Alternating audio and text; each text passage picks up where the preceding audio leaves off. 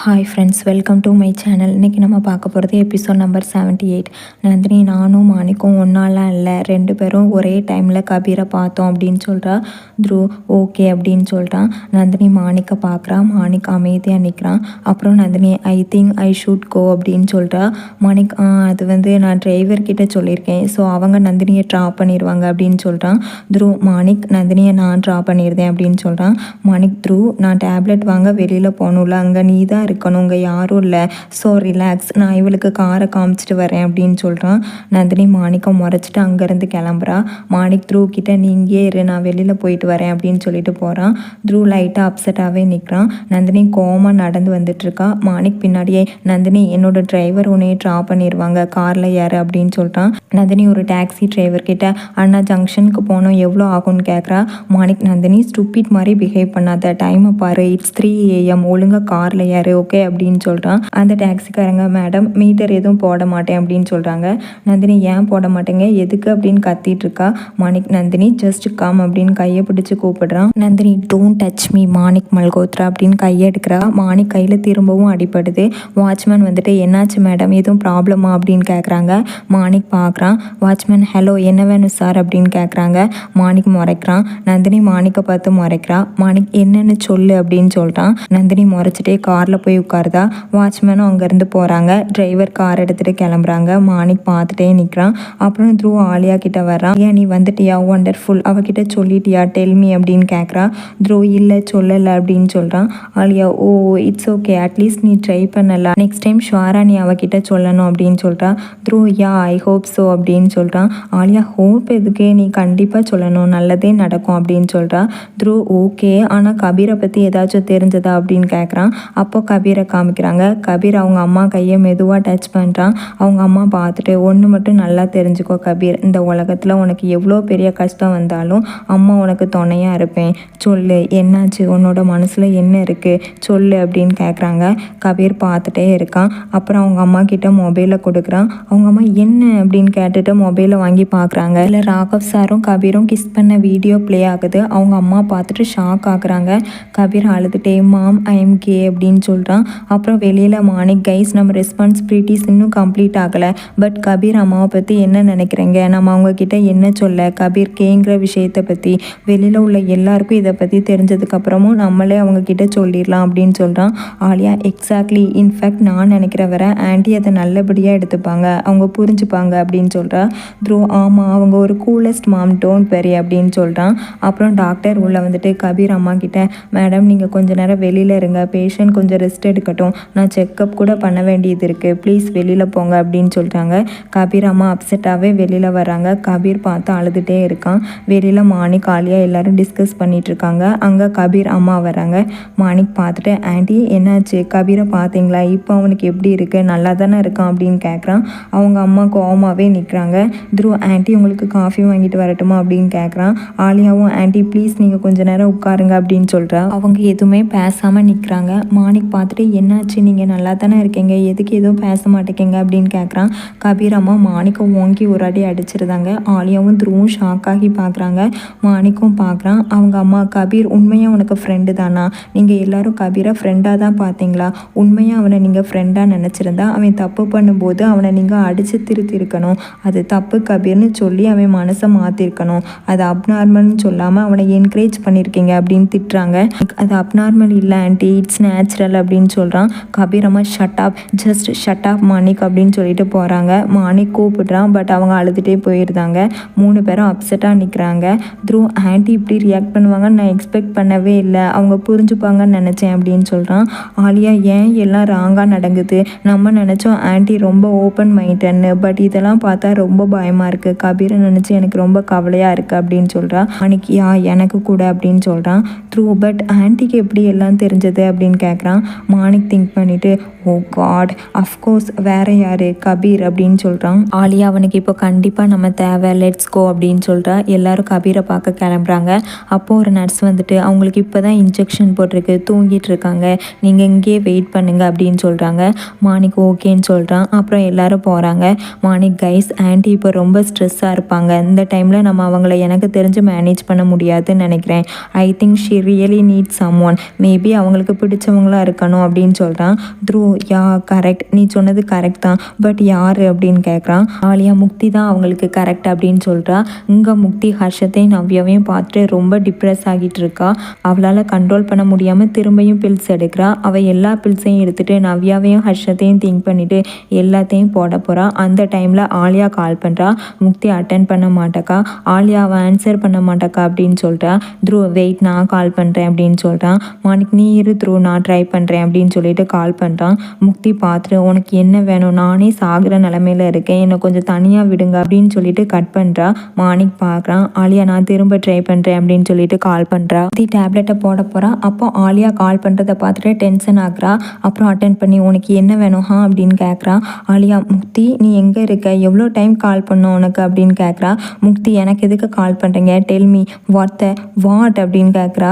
ஆலியா, முக்தி கபீர் ஹாஸ்பிட்டலில் இருக்கான் அப்படின்னு சொல்கிறா.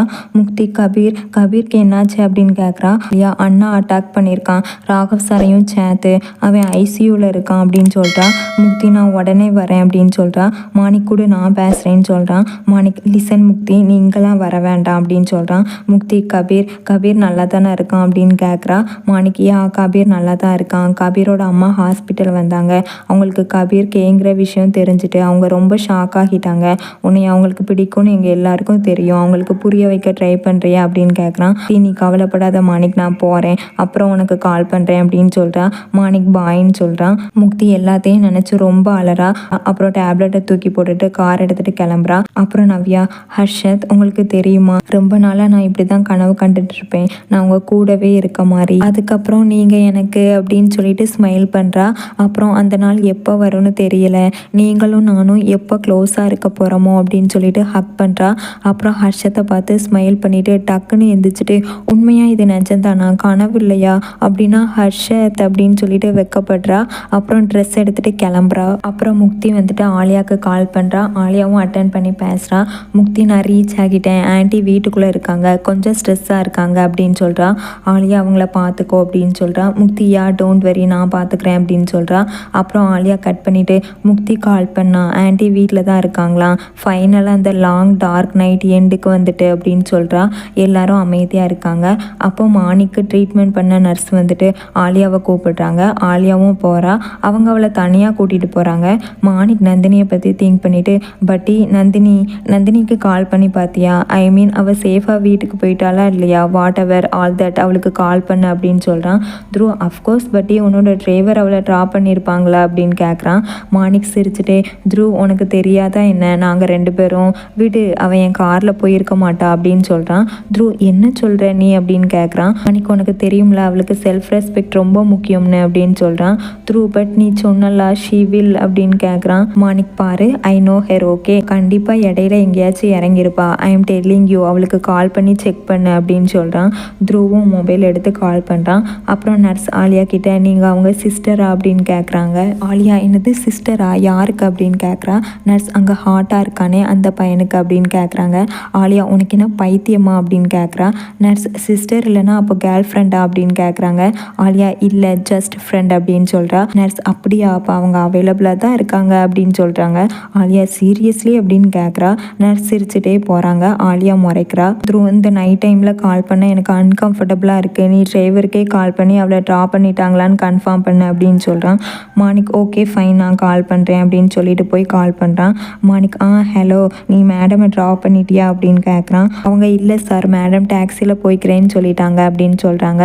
மாணிக், ஓ அப்படியா, ஓகேன்னு சொல்லிட்டு கட் பண்ணுறான். அப்புறம் பார்த்தியா, நான் சொன்னேன்ல அவன் நான் சொல்கிறத எப்பவும் கேட்க மாட்டா அப்படின்னு சொல்கிறான். த்ரூ, என்னாச்சு அப்படின்னு கேட்குறான்.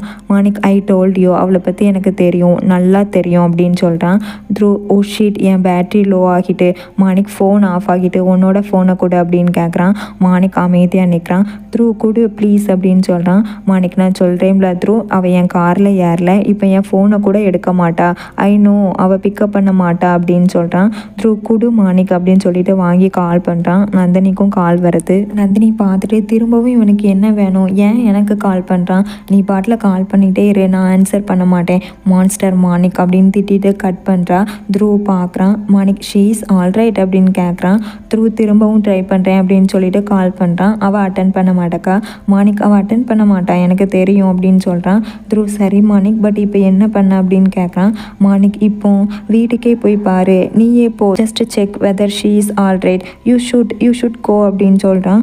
த்ரூ நீ சொல்கிறது கரெக்ட் தான், வீட்டுக்கே போய் பார்க்குறேன் அப்படின்னு சொல்கிறான். மாணிக் ஆமாம் நீ எப்படி போவ, பைக் கொண்டு வந்திருக்கல அப்படின்னு கேட்குறான். த்ரூ ஓ ஷிட், நான் பைக் கொண்டு வரல அப்படின்னு சொல்கிறான். மாணிக் பரவாயில்ல, உன்னை விட நான் வரேன், உனக்கு ஓகே தானே, I mean just to drop you, just for you, அதுக்கப்புறம் உனக்கு என்ன தோணுதோ பண்ணு, அது உன்னோட இஷ்டம் அப்படின்னு சொல்கிறான். இதை பார்த்தா த்ரூக்கு ஹெல்ப் பண்ணுற மாதிரி தெரியல. சரி என்ன பண்ணுறான்னு பார்க்கலாம். த்ரூ தேங்க்யூ பட்டி அப்படின்னு சொல்கிறான். மாணிக் ஷட் அப் கம் அப்படின்னு சொல்கிறான். த்ரூவும் கிளம்புறான். மாணிக்கும் நந்தினியை பார்க்க ஒரு பிளான் போட்டுட்டான். அப்புறம் நந்தினி வீட்டுக்குள்ளே வரா. அவங்க சித்தி சித்தப்பா தூங்காமல் வெயிட் பண்ணிட்டு இருக்காங்க. நந்தினி பார்க்குறா. நந்தினி நீங்கள் 2 பேரும் இன்னும் தூங்கலையா, எனக்கு தெரியும் ரொம்ப லேட் ஆகிட்டுன்னு, அது என்னோட ஒரு ஃப்ரெண்டுக்கு ஆக்சிடெண்ட் ஆகிட்டு பாவம் அவனை ஹாஸ்பிட்டலுக்கு கூட்டிகிட்டு போனோம், I am really sorry, next time இந்த மாதிரி நடக்காது ப்ராமிஸ் அப்படின்னு சொல்கிறா. சித்தப்பா கேக் கட் பண்ண கேண்டில் பற்ற வைக்கிறாங்க.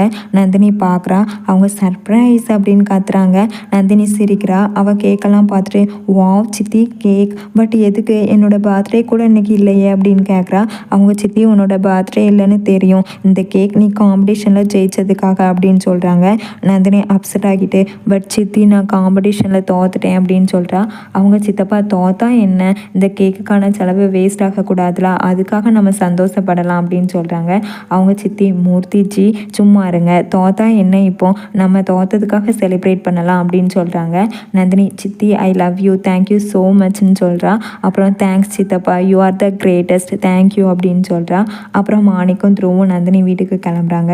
த்ரூ ஆலியா நந்தினி ஃபோனை எடுக்கலை, ஐ எம் வர்ரீட், நான் அவள் வீட்டுக்கு போய் செக் பண்ணணும், அண்ட் மாணிக் என்ன அங்கே ட்ராப் பண்ணுறேன்னு சொல்லியிருக்கான் அப்படின்னு சொல்கிறான். ஆலியா மாணிக்கை பார்க்குறா. மாணிக் ஆமான்னு சொல்கிறான். ஆலியா அப்செட் ஆகுறா. மாணிக் அதை பார்க்குறான். அப்புறம் ஓகே நீங்கள் போயிட்டு வாங்க, இங்கேயே கபீர்க்காக வெயிட் பண்ணுறேன், அவனுக்கு ஏதாச்சும் தேவைப்படும் அப்படின்னு சொல்கிறா. த்ரூ thank you Alia, you are the best அப்படின்னு சொல்லிட்டு கிளம்புறான். Manik see you, take care, thanks, ஏதாச்சும் அவசரம்னா கால் பண்ண அப்படின்னு சொல்கிறான். ஆலியா ஓகேன்னு சொல்கிறா. மாணிக் கிளம்புறான். அந்த நர்ஸ் பார்த்துட்டு நீங்கள் 2 பேரும் அப்படியே பிரதர் சிஸ்டர் மாதிரியே இருக்கீங்க அப்படின்னு சொல்கிறாங்க. ஆலியா ஷட் அப் அப்படின்னு கத்துறா. அப்புறம் மாணிக்கும் த்ரூவும் நந்தினி வீட்டுக்கு வராங்க. த்ரூவுக்கு முன்னாடியே மாணிக் நந்தினி ரூம் விண்டோவை பார்க்குறான். லைட்ஸ்லாம் ஆஃப் ஆகியிருக்கு. மாணிக் பார்த்துட்டு ரூமில் லைட்ஸ் எல்லாம் ஆஃப் ஆகியிருக்கு அப்படின்னு சொல்கிறான். த்ரூ உனக்கு எப்படி அது நந்தினி ரூம்னு தெரியும் அப்படின்னு கேட்குறான். மாணிக் ஓல்டு மெமரிஸ் எல்லாம் திங்க் பண்ணிவிட்டு ஒன்றுமே ஆன்சர் பண்ணாமல் சவுண்டாக ஹாரன் அடிச்சிட்டு இருக்கான். என்ன பண்ணுற, நீ இப்படி ஹாரன் கொடுத்தா அவள் வெளியில் வந்துருவாளா என்ன அப்படின்னு கேட்குறான். மாணிக் பார்க்குறான். இதோட இந்த எபிசோடு முடியுது. இதுக்கப்புறம் வரத எபிசோடை பார்க்கணுன்னா என்னோட சேனலை சப்ஸ்கிரைப் பண்ணி பக்கத்தில் இருக்க பெல் ஐக்கானை கிளிக் பண்ணி வச்சுக்கோங்க. அப்போ தான் நான் போடுற அடுத்தடுத்த வீடியோவை மிஸ் பண்ணாமல் பார்க்க முடியும்.